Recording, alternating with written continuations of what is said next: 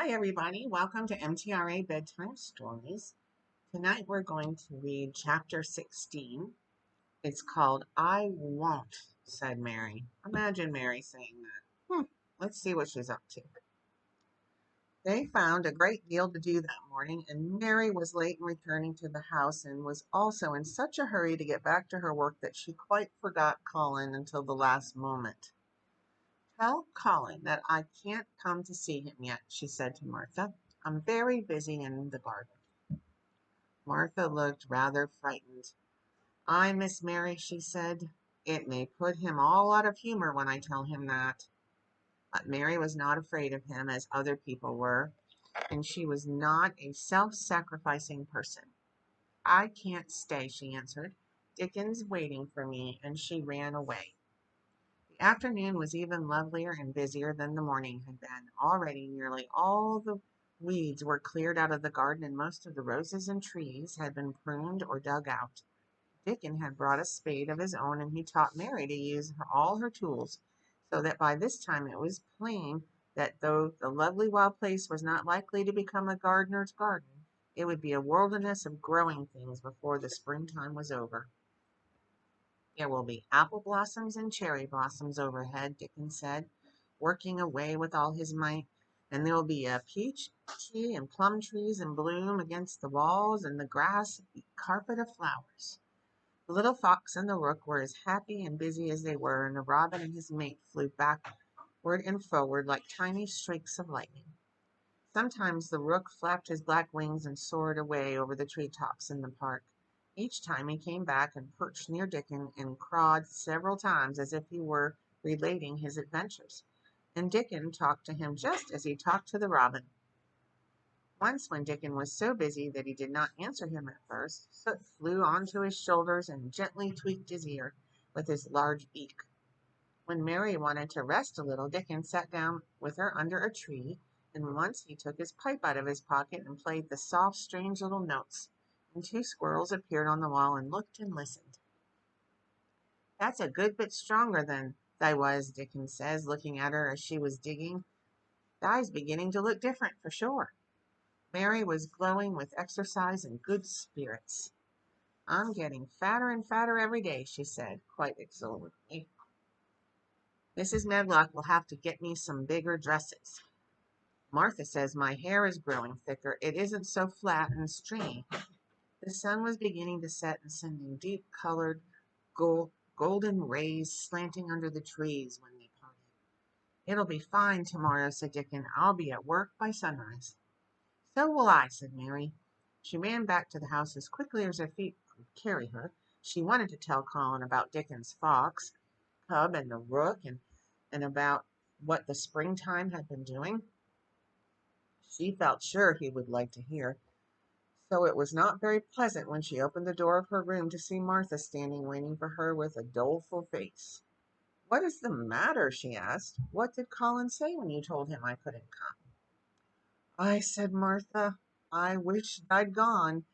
He's nigh going into one of his tantrums. There's been a nice to-do all afternoon to keep him quiet. He would watch the clock in thy time. Mary's lips pinched themselves together. She was no more used to considering other people than Colin was, and she saw no reason why an ill-tempered boy should interfere with the thing she liked best. She knew nothing about the pitifulness of people who had been ill and nervous, and who did not know what they could control their tempers or need to not make other people ill and nervous too.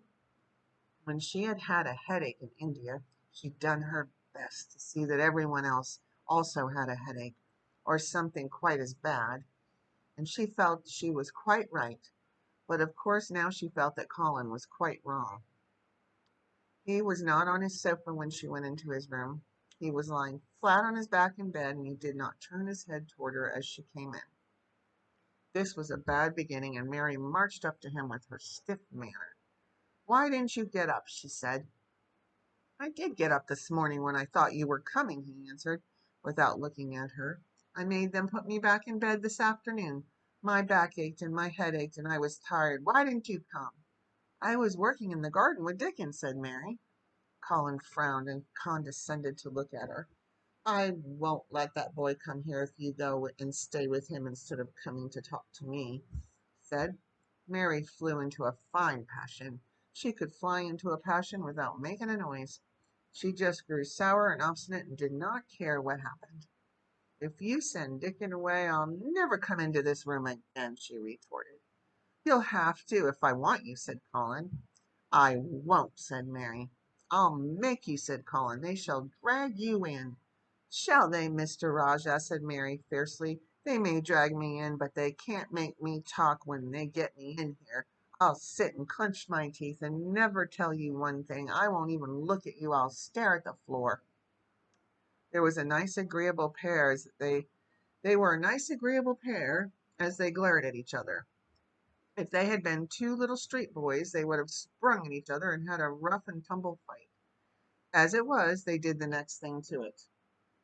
You are a selfish thing, cried Colin. What are you, said Mary. Selfish people always say that. Anyone is selfish who doesn't do what they want. You're more selfish than I am. You're the most selfish boy I ever saw. I am not, snapped Colin. I'm not as selfish as your fine Dickon is. He keeps you playing in the dirt when he knows I'm all by myself. He's selfish, if you like. Mary's eyes flashed fire. He's nicer than any other boy that ever lived, she said. He's like an angel.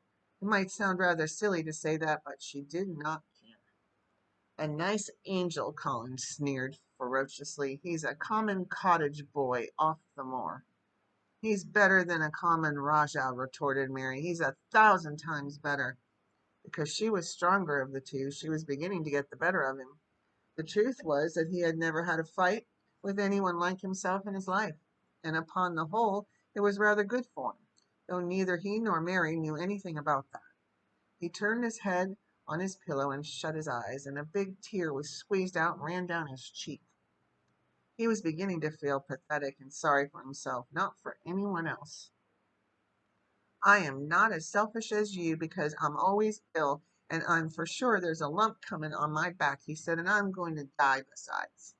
You're not, contradicted Mary unsympathetically. He opened his eyes quite wide with indignation. He had never heard such a thing said before.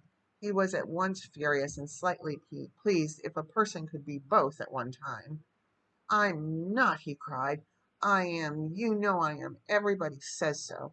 I don't believe it, said Mary sourly. You just say that to make people sorry. I believe you're proud of it. I don't believe it. If you were a nice boy, it might be true, but you're too nasty. In spite of his invalid back, Colin sat up in bed in quite a healthy rage. Get out of the room, he shouted, and he caught hold of his pillow and threw it at her. He was not strong enough to throw it far, and it only fell at her feet, but Mary's face looked as pinched as a nutcracker. I'm going, she said, and I won't come back. She walked to the door, and when she reached it, she turned around and spoke again. I was going to tell you all sorts of nice things, she said. Dickon brought his fox and his rook, and I was going to tell you all about them. Now I won't tell you a single thing. She marched out of the door and closed it behind her, and there, to her great astonishment, she found the trained nurse standing as if she'd been listening, and more amazing still, she was laughing. She was a big, handsome young woman who ought not to have been trained nurse at all. She could not bear invalids, and she was always making excuses to leave Colin to Martha or anyone else who would take her place. Mary had never liked her, and she simply stood and gazed up at her as she stood giggling into her handkerchief. What are you laughing at? She asked her. At you too, young one, said the nurse. It's the best thing that could have happened to the sickly, pampered thing to have someone stand up to him that's as spoiled as himself. And she laughed into her handkerchief again. If he'd had a young vixen of a sister to fight with, would have been the saving of him. Is he going to die? I don't know, and I don't care, said the nurse. Hysterics and temper are half what ails him. What are hysterics? Asked Mary. You'll find out if you work him into a tantrum after this, but at any rate, you've given him something to have hysterics about, and I'm glad of it. Mary went back to her room, not feeling at all as if she had felt when she had come in from the garden. She was cross and disappointed, but not at all sorry for Colin. She had looked forward to telling him a great many things, and she had meant to try to make up her mind whether it would be safe to trust him with the great secret. She had been beginning to think it would be, but now she had changed her mind entirely. She would never tell him, and he could stay in his room and never get any fresh air and die if he liked. It would serve him right. She felt so sour and unrelenting that for a few minutes she almost forgot about Dickon and the green veil creeping over the world and the soft wind blowing down from the moor. Martha was waiting for her, and the trouble in her face had been temporarily replaced by interest and curiosity.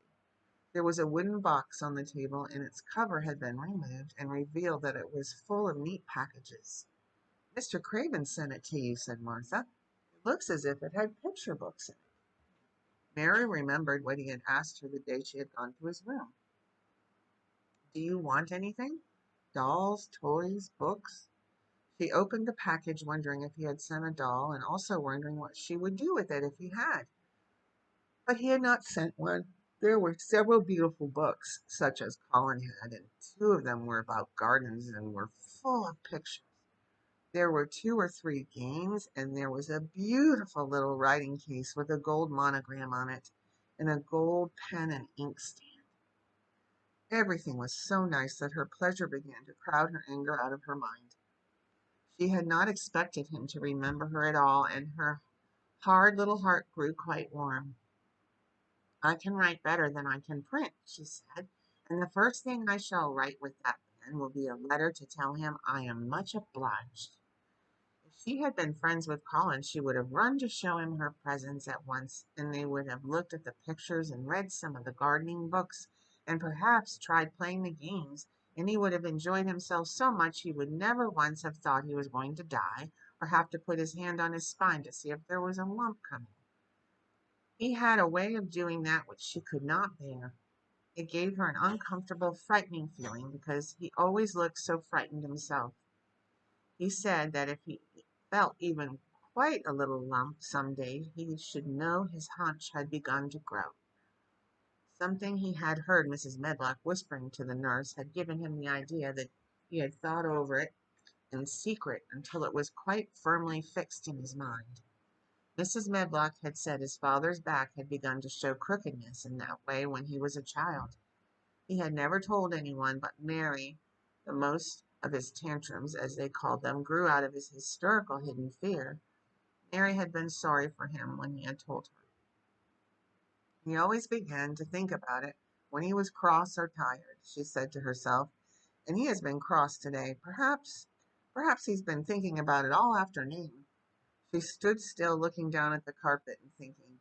"I said I would never go back again," she hesitated, knitting her brows. "But perhaps, just perhaps, I will go and see if he wants me in the morning. Perhaps he'll try to throw his pillow at me again, but I think I'll go." Well, that ends our chapter. Well, those two are something else. I don't know what's going to happen tomorrow. We better rest up, eh? Everybody get a good night's sleep. Be safe, be kind, and I'll see you tomorrow for the next chapter of The Secret.